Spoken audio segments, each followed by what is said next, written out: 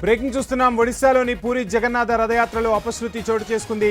గుండీచా ఆలయం వద్ద జరిగిన తొక్కిసలాటలో 3 మృతి చెందగా 50 మందికి పైగా గాయపడ్డారు. గాయపడిన వారిని పూరిలోని ఆసుపత్రికి తరలించి చికిత్స అందిస్తున్నట్లు అధికారులు పేర్కొన్నారు. ఈ ఘటనపై ఒడిశా సీఎం మోహన్ చరణ్ స్పందించారు. ప్రభుత్వం తరపున క్షమాపణలు కోరారు. భద్రతా వైఫల్యంపై దర్యాప్తునకు 5 సభ్యులతో ఉన్నత స్థాయి కమిటీని ఏర్పాటు చేశామన్నారు. బాధ్యులపై కఠిన చర్యలు తీసుకుంటామని తేల్చి చెప్పారు. మృతుల బంధువులకు ఒక్కొక్కరికి 25 లక్షల ఎక్స్గ్రేషియా అందిస్తామని ప్రకటించారు. అంతేకాకుండా విషాదానికి ప్రతిస్పందనగా సీఎం ఉన్నతాధికారులను ట్రాన్స్ఫర్ చేశారు. పూరి జిల్లా కలెక్టర్, పోలీస్ సూపరింటెండెంట్ను బదిలీ చేశారు. చెంచల్ రాణాను కొత్త కలెక్టర్గా, పినాక్ మిశ్రా కొత్త ఎస్పీగా నియమించారు. వీరితో పాటు విధి నిర్వహణలో నిర్లక్ష్యం వహించారనే ఆరోపణలతో డీసీపీ విష్ణు, కమాండెంట్ అజయ్ పాహిలను కూడా సస్పెండ్ చేశారు. రాష్ట్ర ప్రభుత్వం సీనియర్ అధికారి అరవింద్ అగర్వాల్ను రథయాత్ర మొత్తం పర్యవేక్షణకు ఇన్ఛార్జిగా నియమించారు.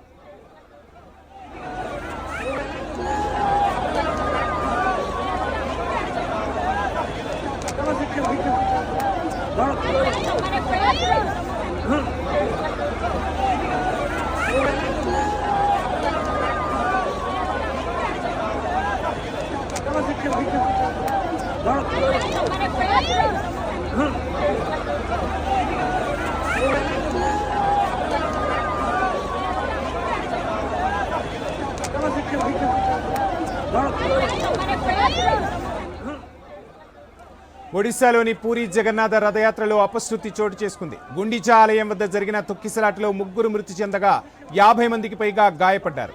గాయపడిన వారిని పూరిలోని ఆసుపత్రికి తరలించి చికిత్స అందిస్తున్నట్లు అధికారులు పేర్కొన్నారు. ఈ ఘటనపై ఒడిశా సీఎం మోహన్ చరణ్ స్పందించారు. ప్రభుత్వ తరపున క్షమాపణలు కోరారు. భద్రతా వైఫల్యంపై దర్యాప్తునకు 5 సభ్యులతో ఉన్నత స్థాయి కమిటీని ఏర్పాటు చేశామన్నారు. బాధ్యులపై కఠిన చర్యలు తీసుకుంటామన్నారు. మృతుల బంధువులకు ఒక్కొక్కరికి 25 లక్షల చొప్పున ఎక్స్గ్రేషియా పరిహారాన్ని ఆయన అందించనున్నారు. అంతేకాకుండా విషాదానికి ప్రతిస్పందనగా సీఎం ఉన్నతాధికారులను ట్రాన్స్ఫర్ చేశారు. పూరి జిల్లా కలెక్టర్, పోలీసు సూపరింటెండెంట్ను బదిలీ చేశారు. చెంచల్ రాణాను కొత్త కలెక్టర్గా, పినాక్ మిశ్రా కొత్త ఎస్పీగా బాధ్యతలు స్వీకరించారు. వీరితో పాటు విధి నిర్వహణలో నిర్లక్ష్యం వహించారనే ఆరోపణలతో డీసీపీ విష్ణు, కమాండెంట్ అజయ్ పాహిలను కూడా సస్పెండ్ చేశారు. రాష్ట్ర ప్రభుత్వ సీనియర్ అధికారి అరవింద్ అగర్వాల్ను రథయాత్ర మొత్తం పర్యవేక్షణకు ఇన్ఛార్జిగా నియమించారు. ఇక రథయాత్రలో విషాద ఘటనకు సంబంధించి ఫుల్ డీటెయిల్స్ మా ప్రతినిధి రాము అందిస్తారు. రాము, చూస్తూ ఉన్నాం, పూరి జగన్నాథ రథయాత్ర అంటే అశేష భక్తజనం తరలి వస్తారు. అటువంటి రథయాత్రలో భద్రతా వైఫల్యం కొట్టొచ్చినట్టుగా కనిపిస్తుంది. 3 మృతి చెందారు, పలువురు గాయపడ్డట్టుగా తెలుస్తుంది. ప్రస్తుతం గాయపడ్డ వారి పరిస్థితి ఎలా ఉంది? ప్రభుత్వం ఎటువంటి చర్యలు తీసుకోబోతోంది?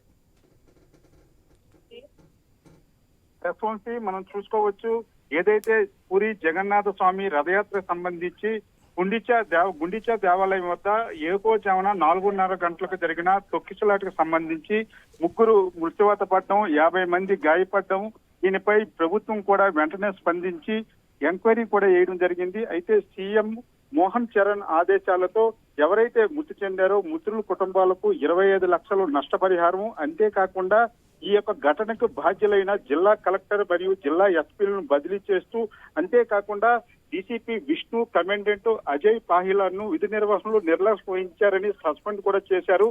అయితే కొత్త ఎస్పీగా పినాక్ మిశ్రాను, అదేవిధంగా కొత్త కలెక్టర్ గా చెంచల్ రాణాను కూడా నియమించారు. అంతేకాకుండా ఈ రథయాత్రకు సంబంధించి 5వ తారీఖు వరకు ఇంకా కొనసాగున్న నేపథ్యంలో దీన్ని పూర్తిగా పర్యవేక్షించేలా సీనియర్ అధికారి అరవింద్ అగర్వాల్ ను కూడా రథయాత్ర మొత్తాన్ని ఇన్ఛార్జ్ గా నియమించడం జరిగింది. అయితే గుండీచా ఆలయం దగ్గర జరిగిన తొక్కిసలాట సంబంధించి అయితే ఇప్పటికే ప్రభుత్వం అయితే చాలా సీరియస్ గా తీసుకున్న నేపథ్యంలో ఇప్పుడు ఏదైతే మరి ఇంకా 4-5 రోజుల పాటు కూడా కొనసాగే ఈ రథయాత్ర తిరుగు ప్రయాణానికి సంబంధించి కూడా ఎటువంటి ఆటంకాలు భక్తులకి కలగకుండా అన్ని ఏర్పాట్లు చేయాలని ముఖ్యమంత్రి అయితే ఆదేశించడం జరిగింది. ఈ నేపథ్యంలో ఎవరైతే గాయపడ్డారో 50 మందికి పైగా వీళ్ళకి స్థానిక హాస్పిటల్, అంతేకాకుండా కొంచెం తీవ్ర గాయాలు పడిన వాళ్ళకి కటక్ హాస్పిటల్ కూడా తరలించారు. ఈ నేపథ్యంలో వారికి కూడా మెరుగైన చికిత్స అందించాలని ముఖ్యమంత్రి మోహన్ చరణ్ అయితే ఆదేశాలు అయితే జారీ చేయడం జరిగింది. వంశీ, రాము, చూస్తున్నాం మొత్తంగా ఘటన జరిగిన తర్వాత ఒక అధికారిని, ప్రత్యేక అధికారిని నియమించడం, ఆ తర్వాత హడావిడి చేయడం కొనసాగుతుంది. కానీ ఇంత పెద్ద రథయాత్ర జరుగుతున్నప్పుడు భారీ బందోబస్తు ఏర్పాటు చేయాల్సిన అవసరం ఉంది. లక్షల్లో జనాలు అక్కడకు తరలి వస్తారు, ఖచ్చితమైన అంచనాలుంటాయి. అయినప్పటికీ ఎందుకని ఒక్కసారిగా ఈ తొక్కిసలాట చోటు చేసుకుంది? తొక్కిసలాట గల ప్రధాన కారణం ఏంటి అసలు?